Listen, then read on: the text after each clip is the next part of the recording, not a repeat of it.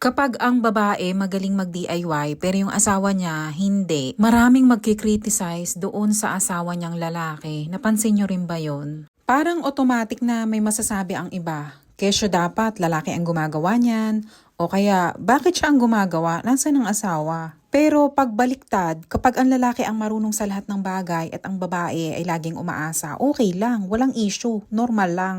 Bakit ganon? Bakit mas mabilis tayong mag-judge kapag babae ang gumagawa ng mga bagay na panglalaki daw? Habang inaayos ko to, naisip ko lang, hindi naman dapat ganito ang pagtingin natin. Kasi sa totoo lang, hindi naman nasusukat ang pagiging lalaki o babae kung ano ang kaya mong gawin sa bahay o sa sasakyan. Hindi porket ako ang gumagawa nito, ibig sabihin mahina ang asawa ko. Hindi rin ibig sabihin na kailangan niyang patunayan ang sarili niya sa ibang tao. Ang totoo sa isang relasyon, hindi naman dapat pareho kayo ng rules na sinusunod ng ibang tao. Hindi ito checklist na kailangan sundin. May kanya-kanya kayong strength, may kanya-kanya kayong diskarte, may mga bagay na kaya kong gawin at ginagawa ko kasi gusto ko.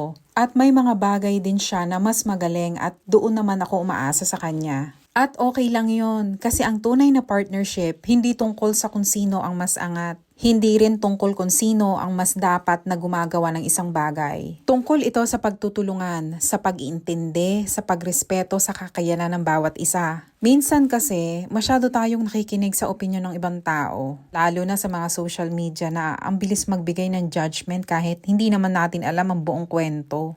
Hindi nila nakikita kung paano kayo nagtutulungan araw-araw. Hindi nila alam kung paano nyo hinahandle ang mga bagay bilang mag-asawa. Kaya bakit natin hahayaan ang opinion nila na mag-define ng relasyon natin? Kung ako kaya ko mag-DIY, gagawin ko. Hindi para patunayan ang kahit na ano.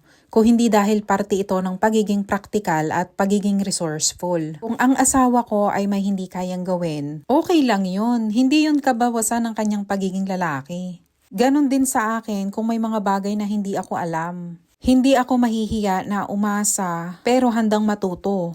Kasi sa huli, hindi naman importante kung sino ang gumawa. Ang importante, nagagawa ninyo ang mga bagay ng magkasama, may respeto at walang kompetisyon. Kaya habang tinatapos ko tong oil change na to at pagpapalit ng air filters, isa lang ang gusto kong iwan na message. Walang gender ang kakayahan. Ang meron, pagtutulungan, respeto at pagmamahal na hindi nakabase sa opinyon ng iba. Magandang umaga, Pilipinas!